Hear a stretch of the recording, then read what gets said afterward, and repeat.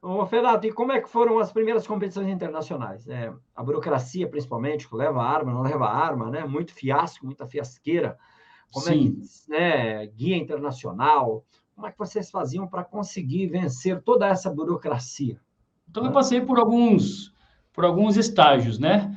Eu me lembro muito bem que eu tinha uma Glock 40, que era uma arma de calibre restrito já há muito tempo, né? E eu vendi, para poder comprar a minha 38 Super, uma pistola da categoria Open, eu vendi essa minha pistola 40, essa minha Glock 40, para uma pessoa lá do Pará, né? Nós fizemos contato telefônico, eu falei a arma, mandei algumas fotos para ele e tal, ele aceitou comprar a arma, etc. Ele fez um pagamento para mim via DOC e eu Doc, mandei a né? arma para ele pelo correio, pelo Sedex. Essa época podia, né? E nem por isso aconteciam problemas, e nem por isso ele deixou de receber a arma, e nem por isso houve violência no meio do caminho, né? Então, boas épocas. Outras épocas a gente já precisava de algumas, para sair para fora do país, a guia de tráfego internacional. Então, você solicitava, como ainda é hoje, né? Você solicita junto ao SFPC uma guia de tráfego internacional para poder apresentar na saída do seu país e depois também para retornar, para internalizar essa arma de novo. No seu país, você usa a guia de tráfego internacional. Óbvio que você precisa requerer essa guia com uma certa antecedência para não correr risco de não sair, né? Então, eu cito bastante exemplo aqui das facilidades de documentação, da burocracia que a gente acaba, infelizmente, enfrentando um pouco no Brasil. Quando a gente vai a provas em Assunção, no Paraguai, por exemplo, no ato da sua inscrição, você já dá todos os dados da sua arma e o próprio organizador do evento já se encarrega junto aos comandos do Exército lá no Paraguai, a fazer os documentos, a elaborar os documentos necessários para que você entre com a sua arma no país e tenha lá a guia de tráfego no Paraguai. Então, você acaba fazendo duas guias de tráfego. Aquela que te permite levar a arma até a fronteira do Brasil com o Paraguai, e aí, quando você chega na fronteira, você utiliza essa outra guia que te permite andar com a sua arma no país. E assim, em alguns outros países acontece a mesma coisa. Mas, normalmente, é que sua guia de tráfego internacional, mais a comprovação que você vai participar de uma prova internacional, a sua inscrição, etc., já te permite entrar nesse país de forma legal, né? Então, é extremamente importante a preocupação da legalização, da legalidade desse acesso, desse transporte, né? Para que você nunca tenha problemas aí com a justiça. Exatamente. Aqui no Brasil nós temos, e aí eu faço meia-culpa, né? Porque sou da segurança pública também, mas a gente tem algumas dificuldades na interpretação da legislação, né? Infelizmente, Uhum. a interpretação é sempre muito restritiva, e quando você tromba com a autoridade policial das Forças Armadas fazendo fiscalização na rodovia, por exemplo, há sempre um grande espanto. Nossa, Sim, ele está armado. Teve um sim, episódio assim com você e o Vitor, né? Vocês indo aqui sim. para Vários Foz do Iguaçu. episódios. É que Vários. O Vitor acabou se tornando meu parceiro de viagens, né? Além de excelente atirador, a gente virou grandes amigos, eu em Curitiba, ele aqui em Cascavel, e quando a gente ia para provas a nível nacional, a gente acabava indo junto, né? E depois, quando eu acabei vindo morar aqui em Cascavel, esse contato ainda ficou mais estreito.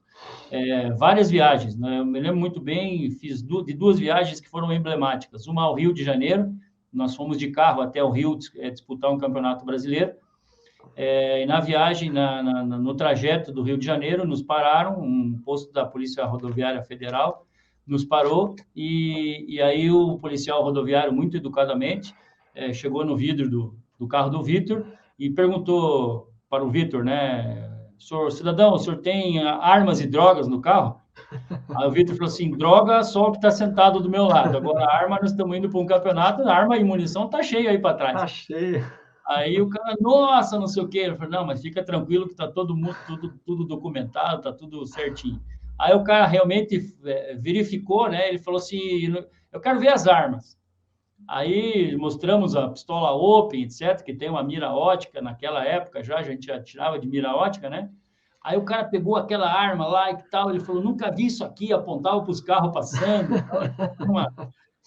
Uma coisa bem engraçada. Ele falou assim, não, eu não quero nem ver documento. Vocês estão dizendo que está tudo certo, está tudo certo. E liberou a gente. E a outra Só fazer uma situação... observação. Apesar de hoje ser modinha, e eu me incluo nisso, né? De estar usando mira ótica e tudo mais, você já tira de mira ótica e ganha campeonato há um bom tempo, né? Desde 96. A gente teve um aluno agora em Campo Grande, né? Que está até aqui com a gente, o Fernando, que estava com dificuldade em fazer a regulagem do Red Dot. Você regulou para ele lá, né? Rapidinho. Deu certinho lá. Nós demos uns tirinhos lá e já saiu reguladinho de lá. Houve, inclusive, um período de adaptação, porque quando você está acostumado com as miras abertas, quando você passa para usar a mira ótica, você sente uma certa dificuldade de enquadramento inicial. Então, existe um períodozinho de adaptação e o treinamento é fundamental para que você consiga usar o aparelho de pontaria ótico aí com tranquilidade. Mas desde 96 eu já tirava de mira ótica. E a outra situação engraçada foi quando a gente estava indo a Foz. Da mesma forma, nos pararam ali, aí nesse caso era um posto do Exército, era um pessoal do Exército que estava fazendo a fiscalização, e a mesma pergunta veio, né? Armas e drogas dentro do carro? O Vitor do mesmo jeito. Cara, de novo. Daí o Vitor falou assim, a gente está indo para um campeonato de tiro e tal, óbvio que temos armas, várias armas. Daí o coitado do soldado se espichou ali, falou assim, meu Deus, estão armados aqui. Aí veio o tenente, veio tudo quanto é coisa, falando que as nossas guias de tráfego não valiam de nada.